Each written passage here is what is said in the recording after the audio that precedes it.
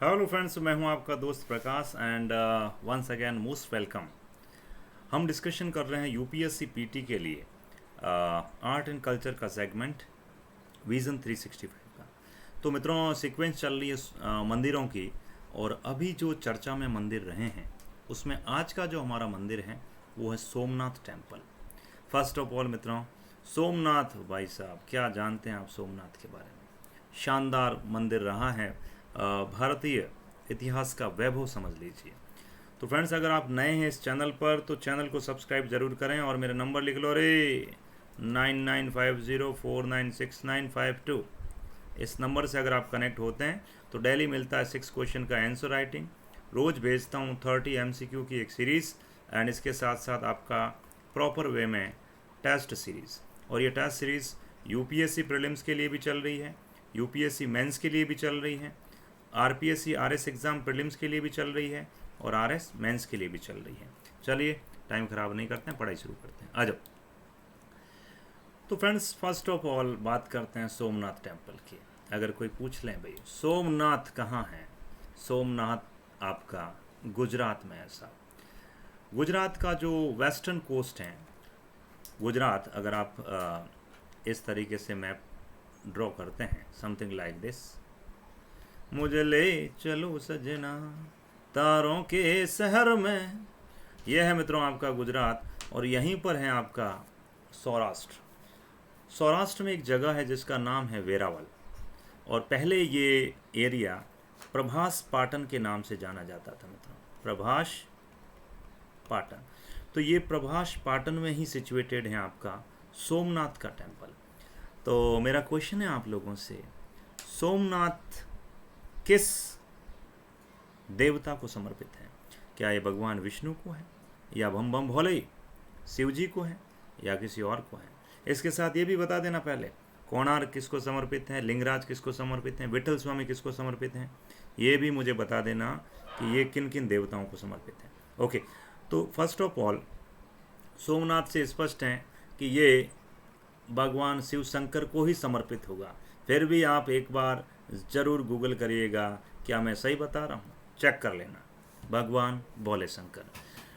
तो फ्रेंड्स, ये वेरावल में सिचुएटेड हैं, और आपको पता है भारत में 12 ज्योतिर्लिंग हैं। ज्योतिर्लिंग मतलब एक तरह से स्वतः जो स्वजागृत लिंग जैसे अपन कहते हैं भगवान शिव शंकर के। तो ये 12 ज्योतिर्लिंग में से सबसे इम्पोर्टेंट और सबसे पहला ज्योतिर्लिंग है भाई साहब, सबसे पहला ज्योतिर्लिंग है। और अभी चर्चा में क्यों था? क्योंकि इसका जो ट्रस्ट है उसका अध्यक्ष प्रधानमंत्री मोदी को बनाया गया है, इसलिए ये मंदिर चर्चा में था। तो 12 ज्योतिर्लिंगों में से सबसे पहला ज्योतिर्लिंग है। और इम्पोर्टेंट साहब, Chalukya style, come on come on come on, अभी बताऊंगा मैं कुछ और फैक्ट्स। चालुक्य स्टाइल में ये मंदिर बना हुआ है। विजन में मटेरियल थोड़ा कम है, मैं और मटेरियल दे रहा हूँ आपको। तो इतनी चीज़ तो समझ में आ गई कि सोमनाथ कहाँ है, गुजरात में है, वेरावल में है, प्रभास पाटन में है, वेस्टर्न कोस्ट पर है। क्यों चर्चा में आया? क्योंकि अभी मोदी जी को ट्रस्ट का अध्यक्ष बनाया गया। 12 ज्योतिर्लिंग में सबसे पहला ज्योतिर्लिंग है, और कौन से स्टाइल में बना है? चालुक्य स्टाइल में बना है। अच्छी बात है। और इम्पोर्टेंट बात कि यहाँ पर 3 रिवर्स आकर के मिलते हैं भाई, सब संगम होता है। हाँ, पानी रे पानी तेरा रंग कैसा, कपिला, हिरणा या हिरण और सरस्वती, कपिला, हिरण और सरस्वती, ये तीनों आपस में मिलती है साहब एक जगह आकर के। इसीलिए इसी जगह पर ये मंदिर बना हुआ, और इस मंदिर का नाम है क्या? सोमनाथ। इतनी जानकारी तो आपको बुक से मिल जाएगी। अब मैं एक्स्ट्रा जानकारी जो दे रहा हूँ उसको आप ध्यान से समझिएगा।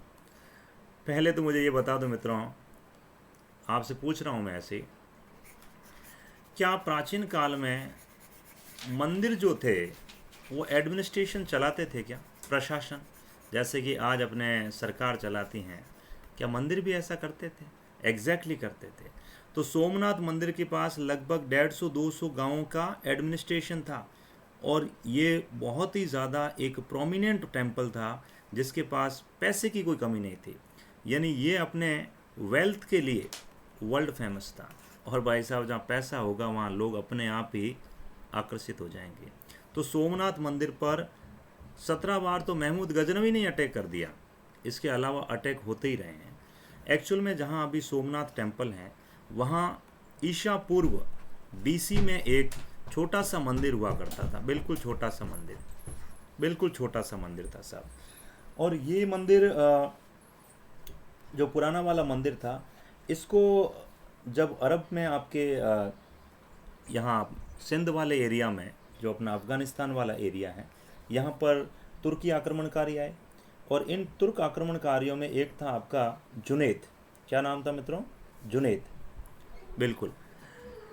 तो सबसे पहले मैं आपको बता रहा था कि यहाँ पर ईसा पूर्व एक छोटा सा मंदिर था, वो मंदिर आगे चलता रहा चलता रहा चलता रहा।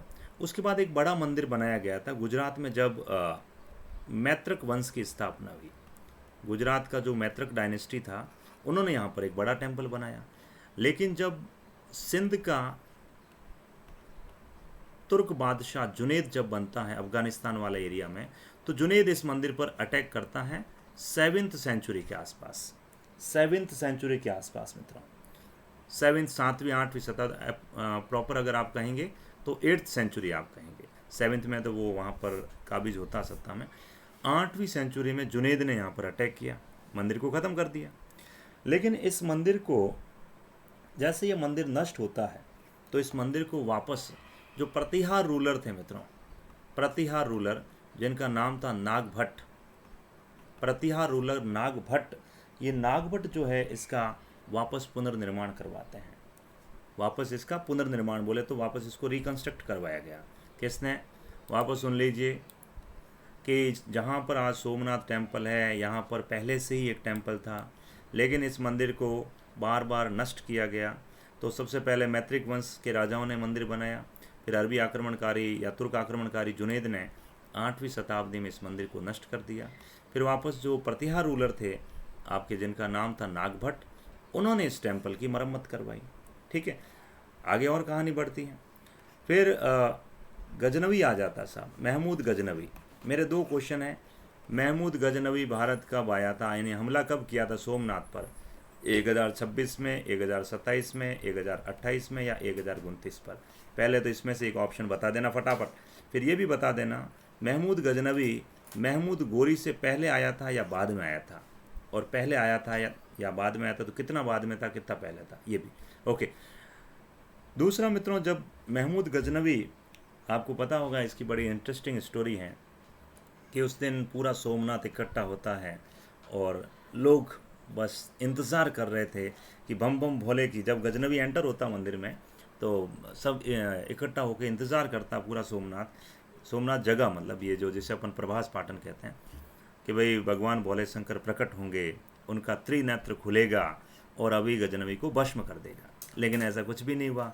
गजनवी ने शिवलिंग को तोड़ा, कुछ को वहाँ फर्श में चुनवा दिया, कुछ शिवलिंग जो है अपने साथ ले गया और कुछ को वहाँ समुद्र में फेंकवा दिया, अरब सागर में। तो महमूद गजनवी के बाद में इस मंदिर का क्या हुआ? तो गजनवी के बाद में मित्रों 2 राजा थे अपने, एक तो थे राजा भोज और एक थे भीम। जो मैंने टर्म यूज किया ना, चालुक्य स्टाइल, चालुक्य स्टाइल, ये चालुक्य स्टाइल बेसिकली चालुक्य शासक भीम की है, राजा भीम और परमार राजा भोज। तो भीम और भोज ने मिलकर के वापस इस मंदिर को रिकंस्ट्रक्ट करवाया। और आज जो अभी आप मंदिर देख रहे हैं, फिर आप देखेंगे दिल्ली सल्तनत स्थापित हुआ तो 1297 में दिल्ली सल्तनत के टाइम इस मंदिर को और तुड़वा दिया गया, फिर औरंगजेब ने इसको और तुड़वा दिया, ऐसे टूटता रहा, बनता रहा, टूटता रहा, बनता रहा। फाइनली अभी जो मंदिर आप देख रहे हैं वो सरदार पटेल के सानिध्य में 1951 में पूरा करवाया गया था। तो आई होप सोमनाथ की स्टोरी आपको समझ में आ गई होगी। थैंक यू सो मच मित्रों। अगर आप नए हैं तो फटाफट जुड़ जाएं, बाकी आपकी इच्छा, करना UPSC तो जुड़ जाएं, और मज़े करना है तो फिर पढ़ के क्या मज़े कर रहे हो, बढ़िया गर्लफ्रेंड बॉयफ्रेंड बनाइए, मज़े उसमें है। पढ़ना है तो सीरियसली पढ़िए, नहीं तो राम जी राजी न झालर बाजी। Okay bye.